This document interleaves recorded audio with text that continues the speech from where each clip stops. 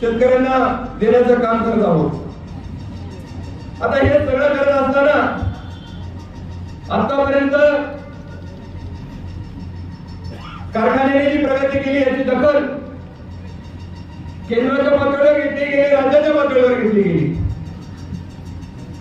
आणि जवळजवळ भीमाशंकर कारखान्याला आतापर्यंत 27 पुरस्कार मिळाले।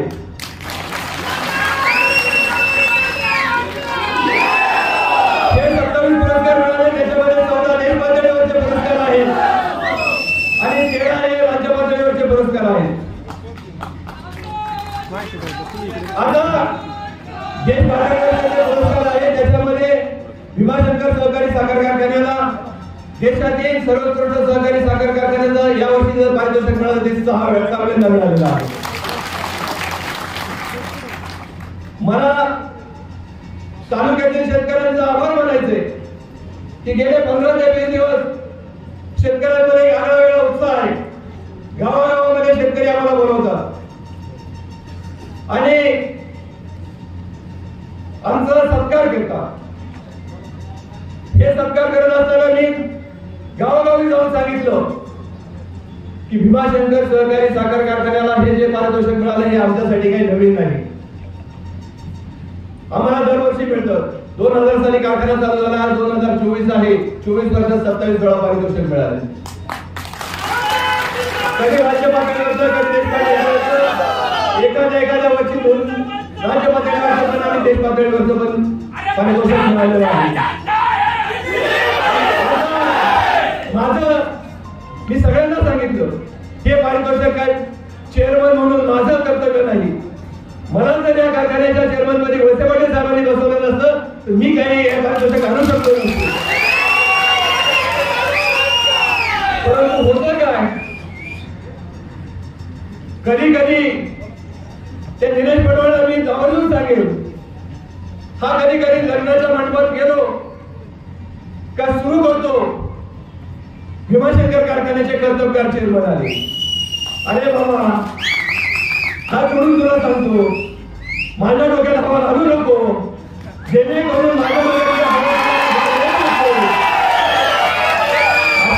अशा प्रकारच्या हवा गेल्यानंतर काय होते आपण सगळ्यांनी पाहिलेलं आहे।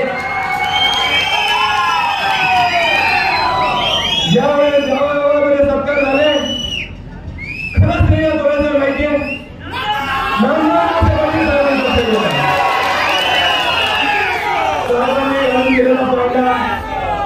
साहेबांनी ज्या पद्धतीने शिस्त घालून दिलेली आहे भीमाशंकर कारखान्यामध्ये आम्हाला काम करत असताना त्या शिस्तीला अनुसरून आम्ही सगळेजण काम करतो। या सगळ्यात महत्वाचं कोण आहे माहितीये, सगळ्यात महत्वाचं आहे आमचे अधिकारी आणि कामगार वर्ग।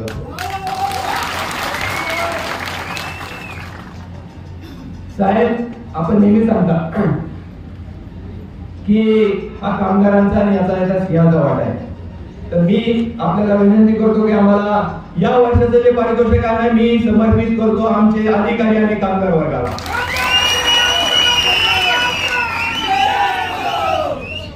आता याचबरोबर विषय आला सत्कार करत असताना 3200 रुपयाचा जो बाजार भाव दिला त्याच्याबद्दल सुद्धा शेतकऱ्यांनी खूप मोठा आनंद व्यक्त केला। मी गावोगावी सांगितलं, शेतकऱ्यांना विचारलं, शेवटी आपल्याला माहिती आहे कारखान्याची FRP आहे 2790 रुपये। आपण पहिला हप्ता दिला 2950 रुपयाचा, 160 रुपये त्यावेळेस जास्त दिले। आता आपण 3200 रुपये विना कपात जाहीर केला। आता 3200 रुपये विना कपात जाहीर केला ते झालं 250, म्हणजे FRP पेक्षा आपण 410 रुपये जास्त दिले। बांधवांनो आपल्यापेक्षा कितीतरी मोठे मोठे जुने कारखाने आहेत, त्यांची परिस्थिती आज FRP देण्याची सुद्धा नाही, परंतु शिस्तबद्ध काम असल्यामुळे हा आपण 3200 रुपयाचा बाजारभाव देऊ शकलो।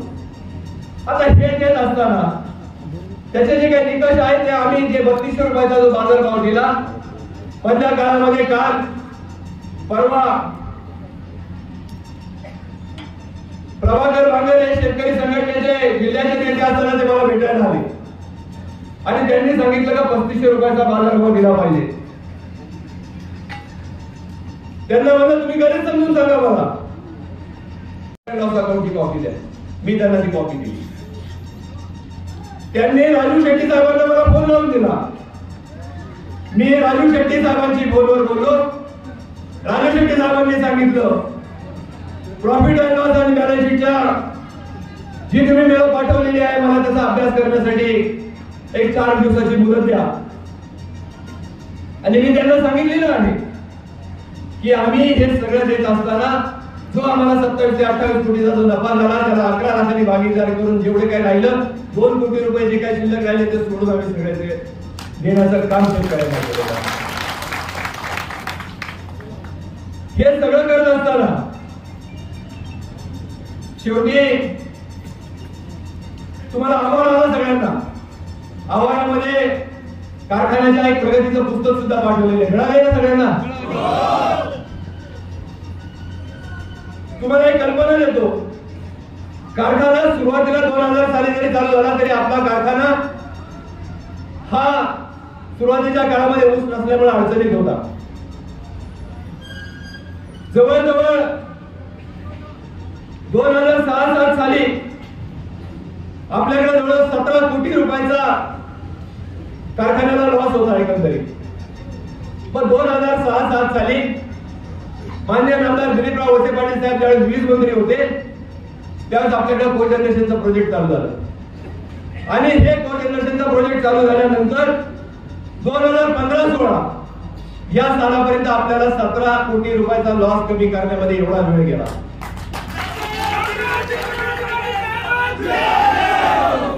2015-16च्या नंतर 2015-16च्या नंतर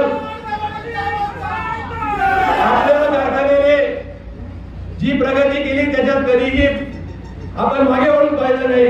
सतत आपण प्रॉफिट मध्ये राहिलो. भावाची स्पर्धा करत असताना नेहमी आपली भावाची स्पर्धा विघ्न सहकारी साखर कारखान्याबरोबर राहिली की नाही राहिली. तुम्ही सगळेजण काय तुलना करायची आम्हाला विज्ञान सहकारी साखर कारखान्यापेक्षा जास्त भाव द्या हे तुमचं सगळ्यांचं म्हणणं होतं. आज मी तुम्हाला सांगतो 2013-14 पासून तर 2022-23 पर्यंत आपण 1693.11 लाख मेट्रिक टनाला जवळजवळ 1696 रुपये, कधी 100 रुपये, कधी 200 रुपये, कधी 300 रुपये असा जवळजवळ आतापर्यंत या 10 वर्षामध्ये 186 कोटी रुपये विज्ञान सहकारी साखर कारखान्याला हे कोणाच्या तुमच्या सगळ्यांच्या शेतकऱ्यांच्या घरामध्ये गेले की नाही गेले. आणि मग काही लोकांचं असं म्हणणं आहे सोमेश्वर कारखाना 3500-3600 रुपयाचा भाव देतो.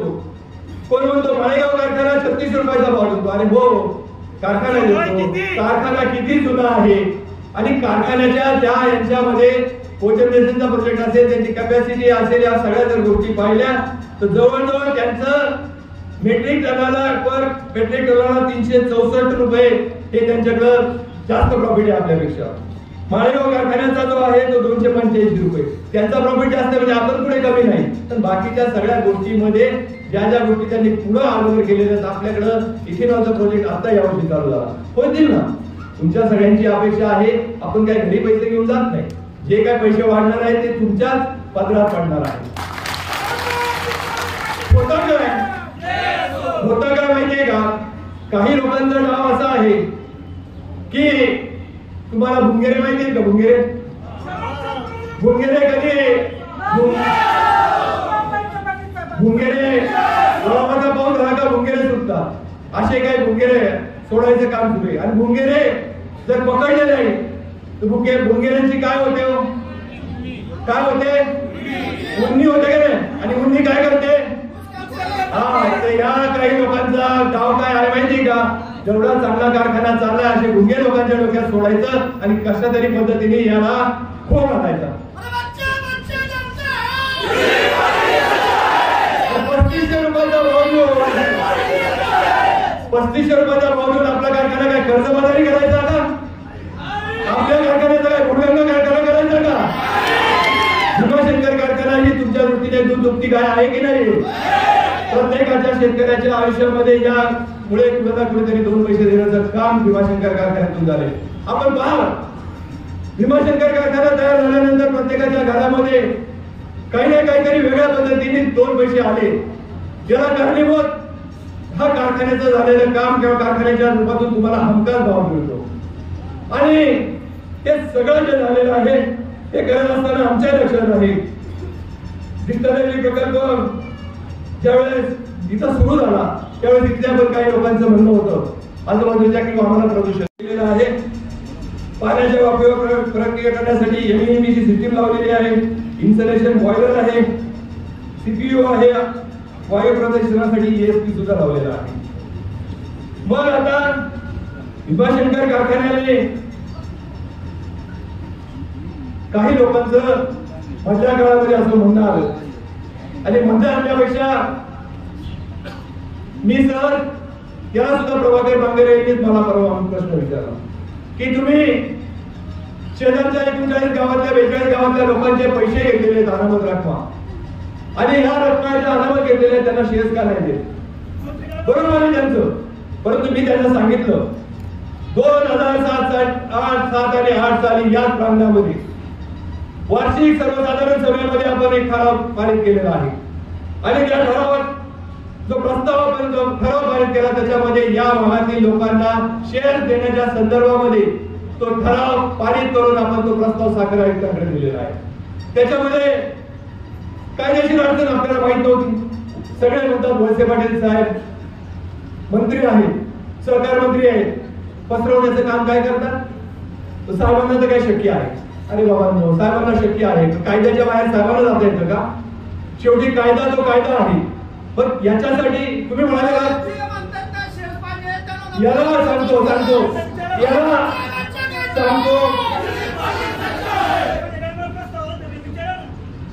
याला मी सांगतो, कारण की हा प्रस्ताव आपला गेला, कुठे गेला? साखर आयुक्तांकडे गेला. या प्रस्तावाला घोडगंगा सहकारी साखर कारखाना, संत तुकाराम सहकारी साखर कारखाना, विघ्नर सहकारी साखर कारखाना या साखर कारखान्यांनी ऑब्जेक्शन घेतलं आणि तो प्रस्ताव अजूनही त्याच्यामध्ये पेंडिंग आहे. विघ्नर सहकारी साखर कारखाना तर हायकोर्टामध्ये गेला. विघ्नर सहकारी साखर कारखाने हायकोर्टामध्ये जाऊन ऑर्डर आणली की भीमाशंकर सहकारी साखर कारखान्याला आमच्या भागामध्ये ऊस उत्पादक शेतकऱ्यांना शेअर देता येणार नाही, अशा पद्धतीची हायकोर्टाची ऑर्डर आहे. पण आता हे सगळं करत असताना प्रयत्न करायचे काम चालू आहे. सगळ्यांना माहिती आहे, फक्त मगाशी सांगितलं ना, हे भुंगेने सोडायचे आणि लोकांना स्वतःच्या लोकप्रियतेसाठी फक्त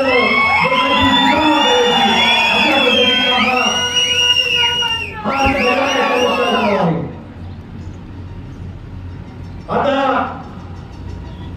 मी खरं पाहायला गेलं तर नामदार वळसे पाटील साहेबांचं अभिनंदन करेन. साहेबांनी आपल्या सगळ्यांसाठी जी बरेच दिवस वीज बिलाची पेंडिंग होतं, वीज बिल, या सरकारने आपल्याला सगळ्यांना वीज बिल माफी दिलेली आहे.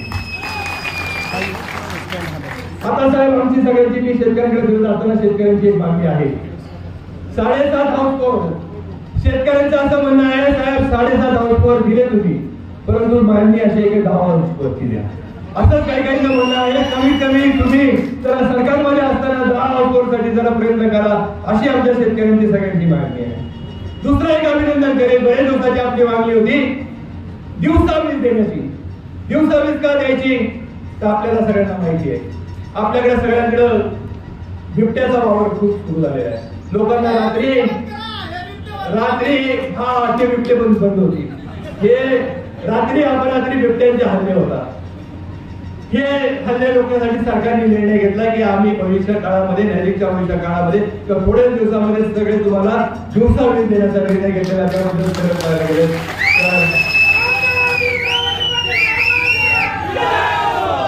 आता हे आपण सगळ्यांनी पाहिलं बिबट्याचा प्रश्न फार आयदानीवर आलेला आहे. अलीकडच्या काळामध्ये बिबट्यांचा एवढा प्रसार झालेला आहे, आपली ज्यावेळेस ऊसाची शेती वाढलेली आहे त्यावेळेस त्यांना लपायला जागा तयार झालेली आहे. बिबट्यांचा वावर म्हणजे भविष्य काळामध्ये अशी भीती वाटते की रस्त्यावर कुत्र्या मांजरासारखे बिबटे फिरायला लागतील की लागतील. साहेब याचं कारण असं आहे, या बिबट्यांचं मादीचं जे प्रमाण आहे, मादीच्या याच्यामुळे मादी वर्षामध्ये 2 वेळा पिल्लांना जन्म देते आणि त्याच्यामुळे त्याची उत्पत्ती खूप वाढलेली आहे. महाराष्ट्र सरकारने केंद्र सरकारला एक पत्र पाठवलेलं आहे 2024 की याच्यामध्ये कुठेतरी कायद्यामध्ये थोडासा बदल करणं गरजेचं आहे. पण आता हे करत असताना भीमाशंकर सहकारी साखर कारखाना मागे राहिलेला नाही. भीमाशंकर सहकारी साखर कारखान्याने निर्णय घेतलेला आहे की शेवटी आपण दादा असतील, साहेब असतील, आपण बैलगाड्याच्या शर्यतीत पाहिलं की काही ना काहीतरी कायदा सुरू केला का काही केलं तर ते पेटावाले किंवा बाकीचे सगळे लोक कोर्टात जातात. त्यामुळे आम्ही निर्णय घेतलाय नजीकच्या उद्या किंवा परवा 2 दिवसामध्ये भीमाशंकर सहकारी साखर कारखान्याच्या माध्यमातून हायकोर्टामध्ये एक पीआयएल आणि त्या पीआयएल मध्ये नस जे आहेत त्या नराची नसबंदी करण्याचा जो निर्णय, त्याच्यातून काय कायद्याला असेल तर हायकोर्टाने त्याचा डायरेक्शन द्यावे. कारण की जर असं झालं नाही तर उद्या हा प्रश्न खूप मोठा अडचणीचा ठरेल.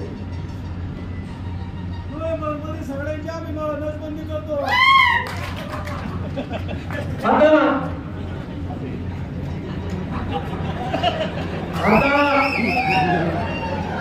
आपण नीट मला सगळं सविस्तर सांगत असताना आपल्या सगळ्यांनी कारखान्याला खूप मोठं आतापर्यंत सहकार्य केले. भीमाशंकर सहकारी साखर कारखान्याने कधीही दुजाभाव कोणाशी केला नाही. म्हणजे जरी शिरूरमधली लोक असतील, आंबेगावमधली लोक असतील, जुन्नरमध्ये असेल, सगळ्यांना एकसारखा भाव. साखर वाटप असेल तर सगळ्यांना एकसारखा भाव. काही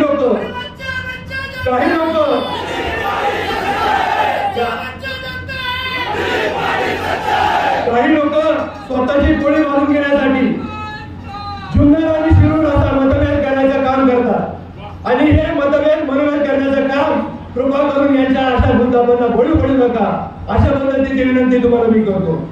कारखान्याने यावर्षी चांगल्या वेळेत हंगाम केले, परंतु पाऊस चांगला झाला आणि पाऊस चांगला झाला. मी आता सहज आमचे आकडे पाहिले. गेल्या वर्षी या आपल्या परिसरामध्ये 5283 हेक्टरची लागवड झाली होती.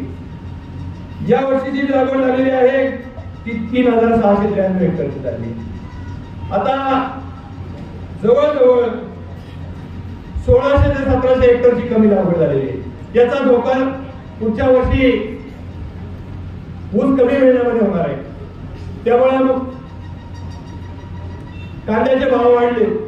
आता कांद्याचे भाव वाढले की सगळ्यांचं मधल्या काळात आम्हाला शेतकरी ठिकाणी सांगायचे की नाही जरा थोडासा पावसाची उघडीप झाली की मग ऊसाची लागवड सुरू होईल.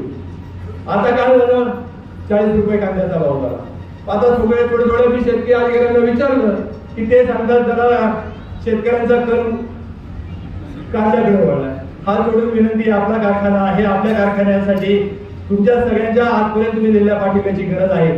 तर अजूनही दिवस गेलेले नाही. भीमाशंकर सहकारी साखर कारखाना आपल्याला जे मिळेल ते द्यायला तयार आहे. जर तुमच्या सगळ्यांची साथ पाहिजे आणि त्याच्यासाठी ऊस लागवडीचे जे धोरण आहे त्याच्यात जास्तीत जास्त ऊस लावा अशा पद्धतीची विनंती करतो. आतापर्यंत कारखान्याला जे सहकार्य केले अशाच पद्धतीचं सहकार्य भविष्य काळामध्ये करा एवढीच विनंती करतो आणि सांगतो. धन्यवाद. जय हिंद, जय महाराष्ट्र.